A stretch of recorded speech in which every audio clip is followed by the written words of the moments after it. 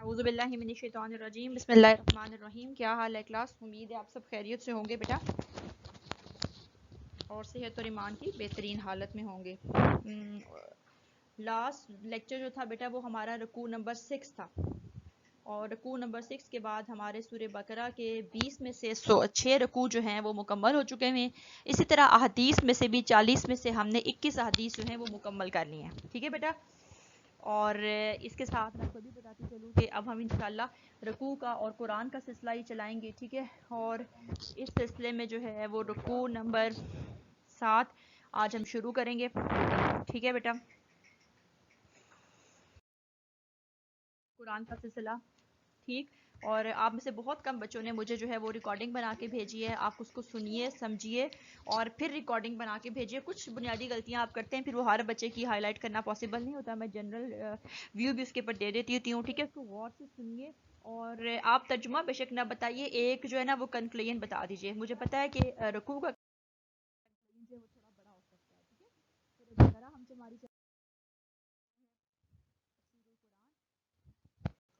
اور آج ہمارا لیکچر نمبر 32 ہے بیٹا.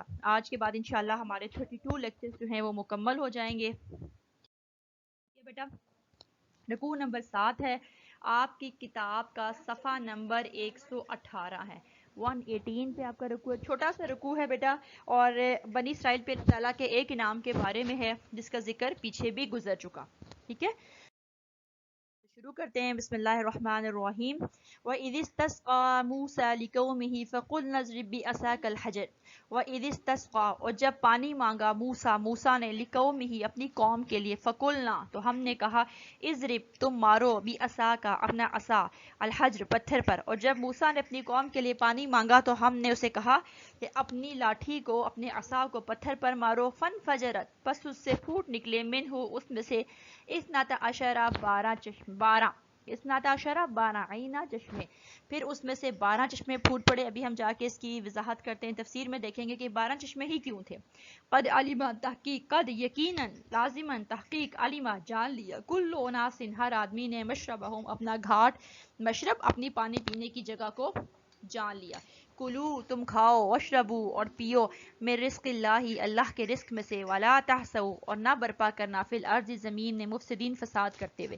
فساد برپا نہ کرنا. اللہ تعالیٰ نے جب ان کے لیے 12 چشمے نکالے ہر ایک نے اپنا گھاٹ اپنے پانی پینے کی جگہ کو پہچان لیا تو ساتھ ہی اللہ تعالیٰ نے کیا کہا کھاؤ پیو اللہ کے دیے ہوئے رزق میں سے اور زمین میں فساد مت برپا کرنا. اللہ تعالیٰ نے جو ایک چیز چلائی وہ کیا تھی جو ایک چیز چاہی وہ کیا تھی کہ زمین میں فساد برپا نہیں کرنا.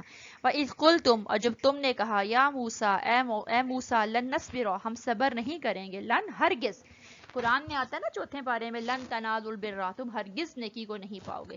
تو لن نصبر ہم ہرگز صبر نہیں کریں گے علی طعام واحد ایک کھانے پر. ٹھیک ہے. اور جب تم نے موسیٰ سے کہا موسیٰ ہم ایک کھانے پر ہرگز صبر نہیں کریں گے. ایک کھانا کون سا تھا وہ جو منو سلوا اتر رہا تھا. فَدْعُوا بس تم مانگ دعا کر لنا ہمارے لیے ربک اپنے رب سے یخرج کہ وہ نکالے لنا ہمارے واسطے مما اس میں سے تم بھی تو جو اگاتی ہے الارض زمین. ٹھیک ہے. انہوں نے کیا کہا کہ موسیٰ ہم ایک کھانے پہ ہرگز صبر نہیں کریں گے. تم اپنے رب سے دعا کرو کہ وہ ہمارے لیے زمین سے وہ نکالے جو زمین اگاتی ہے. من بقلیہا کیا مانگا ساگ وقثائیہا اور کھکڑی وفومیہا اور گندم وعدسیہا اور مسور. انہوں نے کیا 4 چیزیں مانگی. وہ بصلیہا اور پیاز. دیکھیں وہ اعلیٰ کو چھوڑ کے ادنا مانگ رہے ہیں. کیا کہہ رہے ہیں کہ بھئی ہمیں تو وہ منو سلوا نہیں کھانا. ہم اس ایک کھانے پہ ہرگز بھی راضی نہیں ہوں گے صبر نہیں کریں گے بلکہ کیا ہے ہمیں وہ دو جو زمین اگاتی ہے ساگ کھکڑی گندم اور مسور اور پیاز. قال اس نے کہا اتستبدلون کیا تم تبدیل کر دیتے ہو الذی وہ چیز ہوا جو ادنا ہے کم تر ہے بالذی اس کے ساتھ ہوا خیر جو بہتر ہے. کیا تم موسیٰ نے کہا کیا تم اس چیز کو اس کے ساتھ بدل ڈالتے ہو جو بہتر ہے. یعنی تم ناقص چیز کے بدلے میں بہتر چیز کے بدلے میں ناقص چیز حاصل کرنا چاہتے ہو. اہبطوا اتر جاؤ مصر کسی بھی شہر میں. فإن لکم تو یقیناً تمہارے لیے ہے فسألتم جس کا تم نے سوال کیا. یعنی تم تو یہ کسی بھی شہر میں اتر جاؤ تو یہ چیزیں تو تمہیں مل جائیں گی. منو سلوا خاص چیز تھی, وہ معجزات میں تھی. فضربت پس ڈال دی گئی علیہم الذلات ان کے اوپر ذلت, والمسکنہ اور مسکنت فقیری محتاجی. فضربت علیہم الذلات والمسکنہ اور ان کے اوپر لعنت اور ذلت اور فقیری ڈال دی گئی. وباءوا بغضب من اللہ اور اللہ کے غضب کا شکار ہو گئے, اللہ کے غصے کا شکار ہو گئے. ذالک اس لیے بھی انہم کہ وہ تھے, بھی انہم کہ وہ تھے, کانوا یکفرون کفر کرتے بھی آیات اللہ اللہ کی آیتوں کا. ویقتلون النبیین بغیر الحق اور وہ نبیوں کو بغیر حق کے قتل کرتے تھے. ذالک یہ اس لیے بما عصوا کہ انہوں نے نافرمانی کی, وکانوا یعتدون اور وہ حد سے نکلے ہوئے تھے. ٹھیک ہے بیٹا, تو آج کا رکوع ہے وہ پھر ایک لمبا سلسلہ بنی اسرائیل کا چل رہا ہے. آپ سورہ بقرہ میں دیکھو گے کہ جس کا سب سے ذکر ہوا بنی اسرائیل قوم ہے, اور شروع کے رکوع اسپیشلی جو 20 رکوع آپ کے سلیبس میں شامل ہیں ان میں تو آپ کو ان کے بہت سارے قصے نظر آئیں گے. ٹھیک ہے, یہاں پر بھی ان کو جب فرعون سے بچا کر نکال کر صحرائے سینا میں پہنچایا گیا تو وہاں کے ایک واقعے کا ذکر ہے. کون سا؟ جب ان کو پانی کے چشمے دیے گئے. ٹھیک ہے, جب یہ صحرائے آب و گیا میں پہنچے, آپ کو پتہ ہے نا صحرا کیا ہوتا ہے, جہاں پہ نہ پانی ہوتا ہے, نہ سبزہ ہوتا ہے, نہ ہریالی ہوتی ہے, نہ بادل ہوتے ہیں, خشک. ٹھیک ہے, ویران جگہ جو ہوتی ہے وہ صحرا ہوتی ہے. لیکن اللہ تعالیٰ نے ان کے لیے صحرا میں چشمے بھی نکالے, ان کے لیے من و سلوا بھی اتارا, بادل ہر وقت ان کے اوپر سایہ کیے رہتا تھا. ٹھیک ہے بیٹا, اور یہ بھی اللہ تعالیٰ نے جو موسیٰ علیہ السلام کو معجزات عطا کیے نا, ان میں سے ایک معجزہ ہے. ٹھیک ہے, اور قرآن نے بھی اس واقعے کو بطور احسان, بطور معجزہ ہی ذکر کیا. اب جب موسیٰ علیہ السلام نے اپنی قوم کے لیے پانی مانگا, اپنے رب سے درخواست کی, ٹھیک ہے, تو انہوں نے اس کو قبول کیا اور کیا کہا کہ تم ایک چٹان, ایک پتھر کے اوپر اپنا عصا مارو. آپ کو پتہ ہے نا کہ موسیٰ علیہ السلام کے معجزات میں سے ید بیضا, روشن ہاتھ تھا, ایک عصا تھا, لاٹھی تھی, لکڑی تھی جس سے وہ پتے بھی جھاڑتے تھے. ٹھیک ہے, انہوں نے کہا میں سے اور بہت سارے کام کرتا ہوں, یہ چلنے کی بھی کام آتی ہے. ٹھیک ہے, تو اور جب اس کو ڈالتے تھے تو وہ اژدہا بھی بن جاتی تھی جو بڑے سانپوں کو نکل جاتا تھا. ٹھیک ہے, تو انہوں نے کیا کیا, ایک چٹان کے اوپر, پتھر کے اوپر جو ہے وہ اس کو مارا, اس میں سے 12 چشمے پھوٹ پڑے. اچھا, اب یہ 12 چشمے کس لیے تھے؟ کیونکہ بنی اسرائیل کے 12 قبائل تھے. اور وہ قبائل 12 کیسے تھے؟ آپ نے پیچھے پڑھا کہ یعقوب علیہ السلام جن کا لقب اسرائیل تھا, پھر ان کی اولاد بنی اسرائیل کے لائی, ان کی جو اولاد تھی نا وہ آگے 12 قبائل میں تقسیم ہوئی. تو ان کے 12 پوتوں کا ذکر ملتا ہے, اسبات, اولاد جس کو کہا گیا, یعنی جو اولاد کی اولاد ہوتی ہے. ٹھیک ہے, وہ قبائلی نظام بسر کرتے تھے, ایک دوسرے کے ساتھ راضی نہیں ہوتا تھا, ایک دوسرے کے ساتھ شراکت داری کو پسند نہیں کرتا تھا. لہٰذا اللہ نے ان کے اس مسئلے کو ہی حل کر دیا کہ اس میں سے 12 چشمے پھوٹ پڑے, اور ہر قبیلے کا الگ الگ چشمہ تھا. ٹھیک ہے, اور یہ بھی کہا جاتا ہے بیٹا کہ یہ چٹان آج بھی صحرائے سینا میں موجود ہے. ٹھیک ہے, اور یہ جو ٹورسٹ ہوتے ہیں, سیاح ہوتے ہیں, یہ ابھی بھی جا کر اس کو دیکھتے ہیں. آپ نے ایک مصنف کا نام سنا ہوگا جس نے انگریزی میں ترجمہ کیا ہے, جارج سر. ٹھیک ہے, اس نے بھی اس کا ذکر کیا ہے. ٹھیک ہے, اور وہ اس کو بیان کرتا ہے, اور بعض نے تو یہاں تک لکھا باقاعدہ اس کی, آپ اپنی کتاب میں بھی دیکھیں گے تفسیر ماجدی کے حوالے سے اس کا ذکر ہے کہ وہ چٹان کتنی بڑی تھی اور کتنی گہری تھی. ٹھیک ہے, انہوں نے کہا کہ چٹان 10 اور 15 فٹ کے درمیان بلند آگے کی طرف ہے. شگاف اور دراڑ جو ہیں وہ جا بجا پڑے ہوئے ہیں, کچھ مٹ گئے ہیں, کچھ بڑے ہیں, کچھ چھوٹے ہیں. ٹھیک ہے, قرآن نے حتمی طور پر بنی اسرائیل کے 12 قبائل کے لیے 12 چشموں کی تعداد بیان کی ہے. ٹھیک, اب یہ تو پانی کا مسئلہ تو حل ہو گیا. اب آتے ہیں کھانے اور پینے کی طرف. جب قرآن نے انہیں کہا کہ تم کھاؤ اور پیو, ٹھیک ہے, انہوں نے کیا کیا, انہوں نے کہا جی ہم تو یہ کھانے کے اوپر ہرگز راضی نہیں ہوتے. اب یہ صحرا کی زندگی جو ہے نا وہ ان کی تربیت کے لیے تھی, منو سلوا بھی اگر ان کو دیے جا رہے تھے تو ان کی ٹریننگ کے لیے تھے. وہ کتنی فرما برداری کرتے ہیں, اس کا مقصد تربیت تھا. اور پھر لیکن کیا ہوا, ان کو جو ہے وہی زندگی یاد آنے لگی. ٹھیک ہے, اور انہوں نے جو ہے وہ اپنے منہ کے ذائقوں کو بدلنے کے لیے کوشش کرنے لگے, اور اس چیز کے پر راضی نہیں ہوئے جو انہیں دیا جا تھا. ٹھیک ہے, ان کا مطالبہ تھا کہ منو سلوا کی بجائے انہیں وہی چیزیں دی جائیں جو وہ کھایا کرتے تھے. لہسن ہے, پیاز ہے, گندم ہے, کھکڑی ہے, ساگ ہے, اور اس طرح کی چیزوں کا ذکر ملتا ہے جو اپنے وہ غلامی کے دور میں مصر میں کھایا کرتے تھے. تو اللہ نے پھر اب ان کو ایسا ہی جواب دیا کہ بھئی یہ تم کسی بھی شہر میں چلے جاؤ, یہ چیزیں تو تمہیں مل ہی جائیں گی. اب مصر جو ہوتا ہے نا, مصر سے مراد بیٹا عربی میں مصر شہر یا مصر ملک نہ لیجئے گا, ایجپٹ, بلکہ مصر بولتے ہیں کسی بھی شہر کو. عربی کے لیے مصر کا لفظ آتا ہے شہر کے لیے, یعنی تم تو یہ کسی بھی جگہ اتر جاؤ گے تو تمہیں یہ تو کھانے کے لیے مل ہی جائے گا. اور بعض نے اس سے مراد کوئی خاص شہر لیا ہے, ٹھیک ہے, جہاں پر ہر چیز اویلیبل تھی. بہرحال یہ ایک بحث ہے, ٹھیک ہے, ہم اس کی گہرائی میں نہیں جانتے. شہر میں جب ان کو اترنے کے لیے کہا گیا تو یہ کس شہر میں اتارے گی, اس کے بارے میں بھی مختلف روایات ملتی ہیں. ٹھیک. اور جب ان کو نکلنے کے لیے کہا گیا کہ تم کسی بھی شہر میں جاؤ تمہیں مل جائے گا. ٹھیک. اور بعض نے کہا کہ تم دوبارہ مصر لوٹ کر چلے جاؤ جہاں سے تمہیں نکالا گیا, دوبارہ زندگی کو اختیار کرو, وہاں تمہیں سب کچھ دوبارہ مل جائے گا. بلند نسب العین کو چھوڑ کر انہوں نے کیا کیا, چھوٹے کم ظرف تھے انہوں نے اس کو لیا. ٹھیک ہے.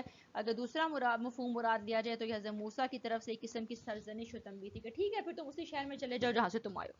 ٹھیک. اور دوبارہ غلامی کی زندگی بسر کرو. موسیٰ علیہ السلام تو انہیں غلامی کی زندگی سے نکال کر اوپر لے کر جانا چاہتے تھے, لیکن انہوں نے کیا کیا. ٹھیک ہے. اب تیسری چیز جو آ رہی ہے, ایک تو صحرا میں پانی کا مسئلہ ہم نے دیکھ لیا, بنی اسرائیل کی خواہش دیکھ لی کھانے پینے کے حوالے سے. تیسری چیز جو ہے وہ یہود کے اوپر جو وضربت علیہم الذلۃ والمسکنہ وباؤوا بغضب من اللہ, اور ان کے اوپر ذلت اور مسکنہ, یہ دو ٹرمز آپ نے بیٹا یاد رکھنے ہیں. یہود کے اوپر کیا مل دیا گیا, کیا مسلط کر دیا گیا, کیا چپکا دیا گیا, ذلت اور مسکنت. یہ دو الفاظ استعمال ہوتے ہیں, آپ نے ان کو بہت اچھی طرح سمجھنا ہے. ایک کا مطلب ہوتا ہے ذلت, ایک کا مطلب ہوتا ہے مسکنت, محتاجی, غریبی.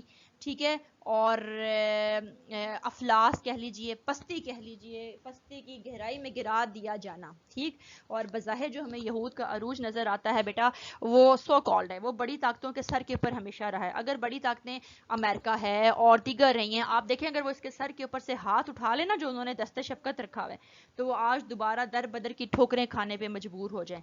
ٹھیک. یہ اپنے دماغ کو استعمال کر رہے ہیں, یہ ہیں بڑے بڑے دماغ ہیں, تعداد میں بہت تھوڑے ہیں لیکن مالی حیثیت بہت مستحکم ہے.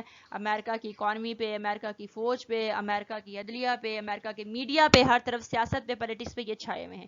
اور جب بھی بڑی طاقتیں ان کے اوپر سے ہاتھ کھینچیں گی تو یہ دوبارہ رسوائی کی زندگی بسر کرنے لگ جائیں گے. جرمنی میں جیسے نازلی نے ان کے ساتھ کیا تھا, ٹھیک ہے, یہ اس واقعے کو یاد ہی نہیں کرنا چاہتے. وہاں سے بھی ان کو جو ہے وہ ہٹلر نے مار مار کے نکال دیا تھا. ٹھیک ہے. تو یہ ان کی طبیعت اور یہ ان کا لالچ تھا کہ ذلت اور خواری ان کے پر لپیٹ دی گئی ہے, اور یہ اللہ کے غضب کی وجہ سے. ہٹلر نے نا ان کا صحیح جو ہے نا وہ کچومر نکالا تھا, ان کو مسل کے رکھ دیا تھا, اور ابھی بھی یہ امریکہ کے سر پہ بول رہے ہیں, اور جلدی جو ہے نا جب امریکہ کا کھانا خراب ہوا اس دن ساتھ میں ان کا بھی ہو جائے گا. ٹھیک ہے. اور کیوں ایسا کیوں ہوا, اگر آپ اسباب جا کے دیکھیے جس سے ہم نے بچنا ہے. اللہ تعالیٰ نے ان کے جرائم کو گنوایا ہے. کیا گنوایا ہے کہ یہ کیوں ہوا؟ اللہ تعالیٰ کیا کہہ رہے ہیں, ذالک بانہم, یہ اس وجہ سے کانوا یکفرون بآیات اللہ, یہ اللہ کی آیتوں کا انکار کرتے ہیں, ویقتلون النبیین بغیر حق, انہوں نے انبیاء کو بغیر حق کے قتل کیا. کتنے بڑے جرائم ہیں. اللہ تعالیٰ کی نافرمانی خود ایک بہت بڑا جرم. اس کے بعد آپ دیکھیں انبیاء کرام علیہ السلام, ٹھیک ہے, جن کا درجہ انسانوں میں سب سے بلند ہوتا ہے, ان کو قتل کرنے کی کوشش کرنا, بعض میں یہ کامیاب ہوئے, بعض میں کامیاب نہیں ہوئے. عیسیٰ علیہ السلام کے معاملے میں یہ کامیاب نہیں ہوئے, ناکام ہو گئے, اللہ نے ان کو آسمان کی طرف اٹھا لیا. اگر باقی انبیاء میں دیکھیں تو شایع علیہ السلام, زکریا علیہ السلام, یحییٰ علیہ السلام کو انہوں نے قتل کیا اپنے بادشاہوں کو خوش کرنے کے لیے. ٹھیک ہے. اور ان کے سر جو ہے وہ تھالوں میں رکھ کے پیش کیے. تو یہ اس قوم کے اوپر ذلت اور مسکرت اس لیے. اور اب اس کے متعلق اللہ تعالیٰ کا فیصلہ ہے کہ اللہ تعالیٰ اس قوم کو نہیں بخشے گا. جو اللہ تعالیٰ کی محبوب ترین قوم تھی, اللہ نے جس کو برتری دی تھی, بے شمار انعامات و کرام سے نوازا تھا, اب جو ہے اس کا انجام ایسا ہی ہونا ہے کہ وہ دنیا میں ہوگی تو ذلت اور رسوائی کو سمیٹے گی, اور جب اللہ کے حضور بھی جائے گی تو اللہ تعالیٰ ان کو نہیں بخشیں گے. ٹھیک ہے. بلکہ اپنے کیے کا حساب ان کو دینا ہوگا. ٹھیک. یہ فلسطین کو دیکھ لیجئے, وہ انہوں نے اپنی جو ریاست اسرائیل بنائی ہے وہ چھین کے بنائی ہے. ٹھیک ہے. کبھی نہ کبھی انہیں واپس کرنی پڑنی ہے. ٹھیک ہے. تو ان کے اپنے پاس زمین بھی نہیں ہے, وسائل بھی نہیں ہے, یہ دوسروں کے سر پہ ناچ رہے ہیں, اور جب دوسروں کا ہاتھ اٹھ گیا تو یہ بھی ختم ہو جائیں گے.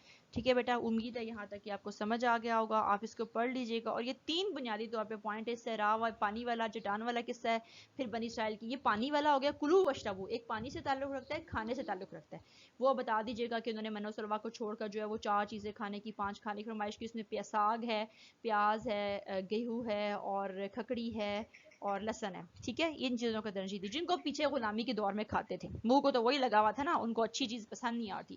اور تیسری چیز آپ نے یہ بتانی ہے کہ یہود کی ذلت کی وجہ کیا ہے, اللہ تعالیٰ کی نافرمانی. یہ سوال آپ کو آبجیکٹیو میں آتا ہے, یہود کے اوپر جو ذلت اور مسکرہ لگائی کہ اس کے اسباب کیا ہیں, اللہ تعالیٰ کی نافرمانی, انبیاء کا ناحق قتل. یہ آپ نے ضرور یاد رکھنا ہے. ٹھیک ہے بیٹا, جزاک اللہ خیر. اللہ حافظ. السلام علیکم ورحمۃ اللہ.